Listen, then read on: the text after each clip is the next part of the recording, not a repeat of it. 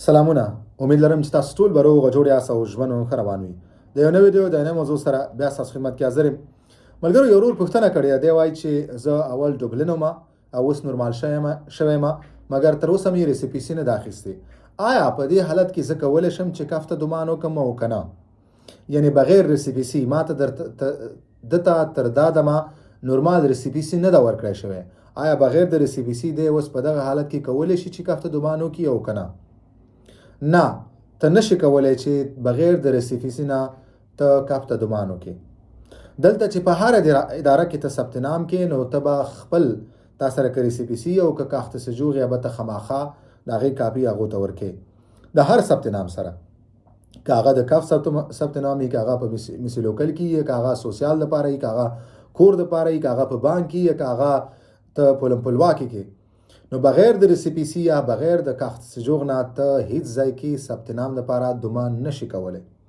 نو هر کله چې تا ریسیپیسي واخیسته او هغه نورمال وایي کې لیکلی شوي چې ته نورمال شوی، نو ته بالکل کولی شي په هماغه ورځ ته کولی شي چې ته کف ته غذا دپاره دمان وکړي. مګر په دې حالت کې، اوسني حالت کې چې تا ته تر اوسه پورې ریسیپیسي نه ده راغلی، نو ته نشي کولی چې ته کف ته دمان وکړي. بله خبره دا ده ملګرو، هر هغه ملګری چې دی نورمالي او د انټرویو ته منتظري یا د انټرویو ورکړي جواب ته منتظري، نو دی کولی شي چې غذا دپاره په کف کې ثبت نام وکړي. دوی بالکل اجازه لري چې دی ثبت نام وکړي. که چیرې تاسو ته سوسیال وایي، سوسیال تاسو ته دغه ثبت نام نه کوي، تاسو خپله د انټرنیټ نه دغه د کف فورمه ډاونلوډ کولی شئ، خپله ډکولی شئ، خپل غیب یو کاپي او د ریسیپیسي یو کاپي دا خپل مربوطه کپ ته په هغه لیټر باکس کې ور واچوئ او ویلېږئ، نو انشاءالله ستاسو د کپ ثبت نام به وشي.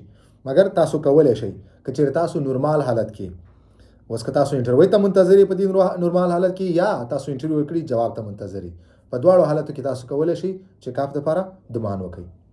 ویډیو همدومره وه. که کوم ملګری پوښتنه لري، تاسو خپله پوښتنه هلته کمنټ کولی شئ. انشاءالله په خپل وخت به زه ستاسو د پوښتنې تاسو ته جواب در کوم په مخامخ.